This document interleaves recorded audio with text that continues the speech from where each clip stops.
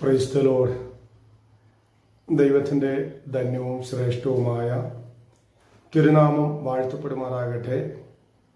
ഇന്ന് രാത്രികാലം faith light media YouTube ചാനലിൽ കൂടി എന്നെ ശ്രദ്ധിക്കുന്ന എല്ലാ എൻ്റെ സ്നേഹമുള്ള ദൈവമക്കളെയും ദൈവനിർമ്മലമായി അനുഗ്രഹിക്കുമാറാകട്ടെ.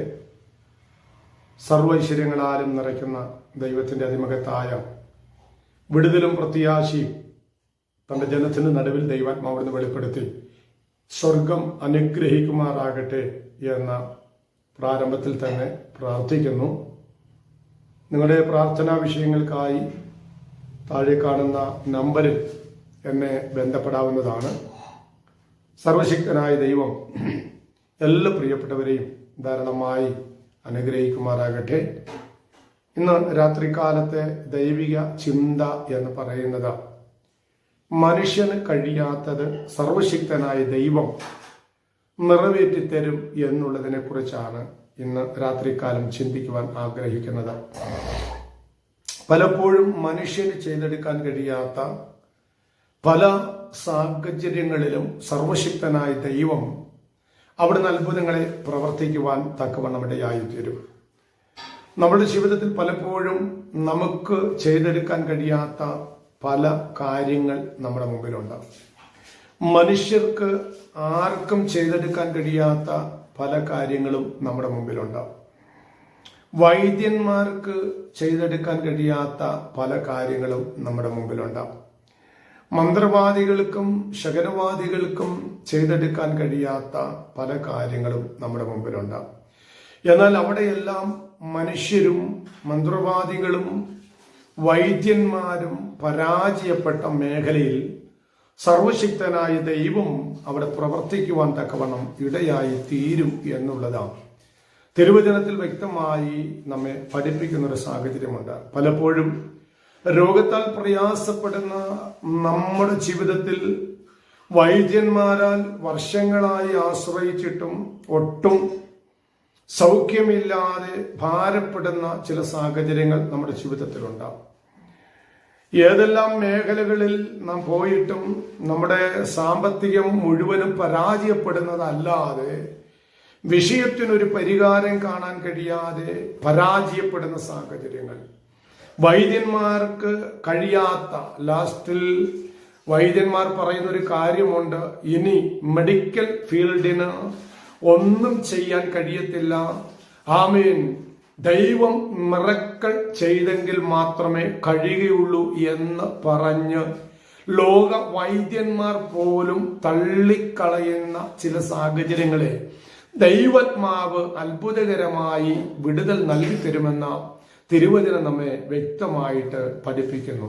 അതിനാധാരമായിട്ട് ഞാനൊരു വാക്യം വായിക്കാൻ ആഗ്രഹിക്കുകയാണ്. മർക്കോസ് സുവിശേഷം 5-ാമത്തെ അധ്യായം അതിന്റെ 34-ാമത്തെ വാക്യം ഇങ്ങനെ വായിക്കുന്നു: മകളെ, നിന്റെ വിശ്വാസം നിന്നെ രക്ഷിച്ചിരിക്കുന്നു, സമാധാനത്തോടെ പോയി ബാധ ഒഴിഞ്ഞ് സ്വസ്ഥമായിരിക്കുക എന്ന് പറഞ്ഞു. കർത്താവായ യേശുക്രിസ്തു ഇവിടെ ഒരു രോഗിയായ സ്ത്രീയോട് പറയുന്ന ഒരു കാര്യമാണ് നമുക്കിവിടെ കാണാൻ കഴിയുന്നത്. ആമേ, കർത്താവായ യേശുക്രിസ്തു പറയുന്നു, മകളെ, ആമേ, നിന്റെ വിശ്വാസം നിന്നെ രക്ഷിച്ചിരിക്കുന്നു. അപ്പൊ പലപ്പോഴും നമ്മുടെ രോഗത്തിനൊരു ശമനം ഉണ്ടാകണമെങ്കിൽ എല്ലാവരും കൈയൊഴിഞ്ഞ സ്ഥാനത്ത്, വൈദ്യന്മാർ കൈയൊഴിഞ്ഞ സ്ഥാനത്ത്, സമൂഹം കൈയൊഴിഞ്ഞ സ്ഥാനത്ത്, മനുഷ്യർ കൈയൊഴിഞ്ഞ സ്ഥാനത്ത് ഒരു വിടുതൽ ഉണ്ടാകണമെങ്കിൽ നമ്മുടെ ജീവിതത്തിൽ ഒരു വിശ്വാസം ഉണ്ടാകണം. ഇത് ചരിത്രം നമുക്കറിയാം. അതിന്റെ 25-ാമത്തെ വാക്യം മുതൽ വായിച്ചു വരുമ്പോൾ നമുക്കിവിടെ കാണാൻ കഴിയുന്നുണ്ട്. 12 സംവത്സരമായിട്ട് രക്തസ്രാവമുള്ളവളായി പല വൈദ്യന്മാരാലും ഏറിയോന്ന് സഹിച്ചു, തനിക്കുള്ളതൊക്കെയും ചെലവഴിച്ചിട്ടും ഒട്ടും ഭേദം വരാത്ത ഏറ്റവും പരവശയായി തീർന്ന ഒരു സ്ത്രീ. അവൻ തനിക്കുള്ളത് എല്ലാം വിറ്റു, തനിക്കുള്ളതെല്ലാം വിറ്റു, വൈദ്യന്മാർക്ക് കൊടുത്തു, മന്ത്രവാദികൾക്ക് ശകുനവാദികൾക്കൊക്കെ കൊടുത്തു. താൻ അമ്പെ പരാജയപ്പെട്ട മേഖല, മനുഷ്യർക്ക് ചെയ്യാൻ കഴിയാതെ പോയി, വൈദ്യന്മാർക്ക് ചെയ്യാൻ കഴിയാതെ പോയി. അമ്പെ പരാജയപ്പെട്ടു. തന്റെ സമ്പാദ്യം മുഴുവനും വൈദ്യന്മാർക്ക് കൊടുത്തു എന്നാ പറയുന്നത്. അവിടെ വായിക്കുന്നത് എങ്ങനെയാണ്? തനിക്കുള്ളതൊക്കെയും ചെലവഴിച്ചിട്ടും ഒട്ടും ഭേദം വരാതെ ഏറ്റവും പരവശയായി തീർന്ന ഒരു സ്ത്രീ. വൈദ്യന്മാരാൽ ഏറിയോന്ന് സഹിച്ചു. അമ്പെ പരാജയപ്പെട്ടു പോയി. വൈദ്യന്മാർക്ക് കഴിയാത്തത്, മനുഷ്യർക്ക് കഴിയാത്തത്, തനിക്കുള്ള സമ്പാദ്യം മുഴുവനും താന് വൈദ്യന്മാർക്ക് കൊടുത്തു. പക്ഷേ വൈദ്യന്മാർക്ക് ആ സഹോദരിയെ സൗഖ്യമാക്കാൻ കഴിയുന്നില്ല.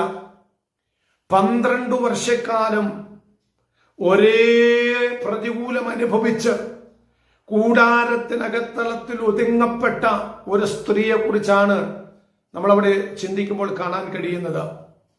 എന്നാൽ വൈദ്യന്മാർക്ക് കഴിയാതിരുന്ന സ്ഥാനത്ത്, ലോക മനുഷ്യർക്ക് കഴിയാതിരുന്ന സ്ഥാനത്ത് സർവശക്തനായ ദൈവം ആ മകൾക്ക് വേണ്ടി അവിടെ പ്രവർത്തിക്കുവാനിടയായി തീർന്നു. ഇന്ന് രാത്രികാലം ഞാൻ ദൂത് പറയാം.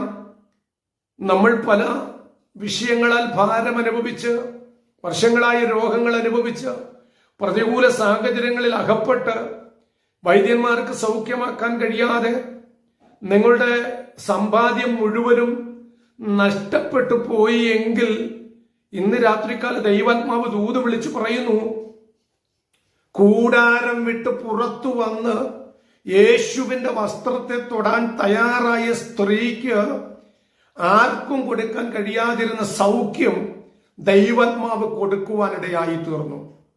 അതിന്റെ ദൂത് മനസ്സിലാക്കണമേ. ആമേൻ. സമ്പാദ്യം മുഴുവനും, തനിക്കുള്ളത് മുഴുവനും വൈദ്യന്മാർക്ക് കൊടുത്തു കഴിഞ്ഞിട്ടും തന്റെ ജീവിതത്തിൽ ഒട്ടും ഭേദം വരാതിരുന്ന 12 വർഷക്കാലം ഒരേ ഇരിപ്പിൽ കൂടാരത്തിനകത്തളത്തിൽ സമൂഹത്തിനോട് ചേർന്ന് നിൽക്കാൻ കഴിയാതെ, ആമേൻ, പുറത്തിറങ്ങാൻ കഴിയാതെ നിന്ദിക്കപ്പെട്ടവളായി, പരാജയപ്പെട്ടവളായി, പരാജയം ഏറ്റെടുത്ത് കൂടാരത്തിനകത്തളത്തിൽ ഇരുന്ന ഒരു സ്ത്രീ യേശുവിന്റെ വാർത്ത കേട്ട് കൂടാരം വിട്ട് പുറത്തിറങ്ങി വന്ന് യേശു ക്രിസ്തുവിന്റെ പിന്നാലെ ഒന്ന് ചെന്ന്, അപ്പൊ കൂടെ നിൽക്കുന്നവരെ ആരെയും ആ സ്ത്രീ വകവച്ചില്ല. പുരുഷാരം ഉണ്ടെന്നുള്ളത് വകവച്ചില്ല. കൂടെ നിൽക്കുന്നത് മെത്രാന്മാരാണെന്നൊന്നും ആ ആവശ്യമുള്ളവർ വകവച്ചില്ല. തന്റെ ഏക വിഷയമെന്ന് പറയുന്നത് 12 വർഷക്കാലം താൻ ഏറിയോന്ന് സഹിച്ചു. ഉണ്ടായിരുന്ന സമ്പാദ്യം മുഴുവനും പരാജയപ്പെട്ടു. എന്നിട്ടും ജീവിതത്തിൽ ഒരു വിടുതലും ഇല്ലാതെ ഭാരപ്പെട്ട സ്ത്രീ, ആമീൻ, ഒരു തീരുമാനമെടുത്തു. ഞാൻ ഇരിക്കുന്ന ഇരിപ്പ് സ്ഥാനം വിട്ട്, ഞാൻ ഇരിക്കുന്നത് കൂടാരത്തിനകത്താണെങ്കിൽ ആ പഴയ സ്ഥാനം വിട്ട് ഞാൻ പുറത്തു വരുമെന്നൊരു തീരുമാനമെടുത്തു. അതിന് ജനം എനിക്കൊരു വിഷയമല്ല, കൂടെ നിൽക്കുന്നവരാരും എനിക്കൊരു വിഷയമില്ല. ആമീൻ, ഞാൻ യേശുവിനെ തൊടുവാനിടയായി തീരും എന്നൊരു തീരുമാനമെടുക്കുവാനിടയായി തീർന്നു. യേശു ചോദിക്കുന്ന ഒരു ചോദ്യമുണ്ട്, എന്നെ തൊട്ടത് ആരാണെന്ന് ചോദിക്കുമ്പോൾ കൂടെ നിന്നവരെല്ലാവരും പറഞ്ഞു, ആമീൻ, ഞങ്ങൾ എല്ലാവരും നിന്നെ തൊട്ടതല്ലേ, ആമീൻ, തിക്കും തിരക്കുമല്ലേ എന്ന് ചോദിക്കുമ്പോൾ യേശു പറയുന്നു, അല്ല, ആവശ്യത്തോടെ എന്നെ തൊട്ട ഒരുവളുണ്ട്, എന്നിൽ നിന്ന് ശക്തി പുറപ്പെട്ടത് ഞാൻ അറിയുന്നു എന്ന് പറഞ്ഞപ്പോൾ ആമീൻ, മറഞ്ഞിരുന്ന സ്ത്രീ, 12 വർഷക്കാലം പ്രതികൂലം അനുഭവിച്ച സ്ത്രീ യേശുവിന്റെ മുമ്പിൽ വെളിപ്പെട്ടിട്ട് ആമീൻ, യേശുവിന്റെ പാദപീഠത്തിൽ മുഴങ്കാലുകളെ മടക്കാൻ തയ്യാറായപ്പോൾ ആമീൻ, യേശു പറയുന്നു, നിന്റെ വിശ്വാസം നിന്നെ രക്ഷിച്ചിരിക്കുന്നു, ബാധ ഒഴിഞ്ഞവളായി നീ ആമീൻ ഇനി ജീവിക്കുവാനിടയായി തീരും. അതാണ് അവസാന ഭാഗത്ത് പറയുന്നത്, മകളെ, നിന്റെ വിശ്വാസം നിന്നെ രക്ഷിച്ചിരിക്കുന്നു, സമാധാനത്തോടെ പോയി ബാധ ഒഴിഞ്ഞ് സ്വസ്ഥമായിരിക്കാം. കൂടാരത്തിനകത്തളത്തിൽ നിന്ന് നാളിതുവരെ അനുഭവിച്ച സാഹചര്യങ്ങളെ മാറ്റി നിർത്തി യേശുവിന്റെ അടുക്കലേക്കൊന്ന് ഇറങ്ങിച്ചെല്ലാൻ തയ്യാറാണെങ്കിൽ, നാളിതുവരെ നീ പരാജയപ്പെട്ട വിഷയത്തിന്, ആമേൻ, നന്മയെ നഷ്ടപ്പെടുത്തിയ സാഹചര്യങ്ങളിൽ നിന്ന് സർവശക്തനായ ദൈവം നിന്നെ വിടുവിക്കുവാൻ തക്കവണ്ണമിടയായി തീരും. പരാജയപ്പെട്ടു പോയി എന്ന് ആമേൻ ചിന്തിച്ച് ഒതുങ്ങി മാറുകയല്ല ചെയ്യേണ്ടത്.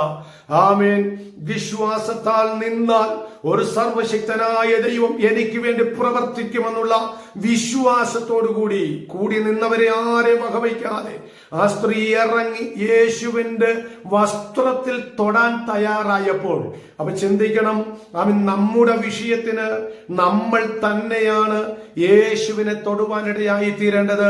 അങ്ങനെയെങ്കിൽ ഇന്ന് രാത്രി കാല ദൂത് വിളിച്ച് പറയാം, വിഷയം അനുഭവിക്കുന്ന പ്രിയപ്പെട്ടവര്, പ്രതികൂലം അനുഭവിക്കുന്ന പ്രിയപ്പെട്ടവര്, ഇന്ന് രാത്രി കാല യേശുവിനെ ഒന്ന് തൊടാൻ നീ തയ്യാറാണെങ്കിൽ നിന്റെ വിഷയം എന്തുമായിക്കോട്ടെ സർവശക്തനായ ദൈവം പ്രവർത്തിക്കുവാനിടയായി തീരും. ചിന്തകളാൽ ദൈവം നമ്മെ അനുഗ്രഹിക്കുമാറാകട്ടെ. ദൈവം നിങ്ങളെ ആശ്വസിപ്പിക്കുമാറാകട്ടെ. സ്തോത്രം.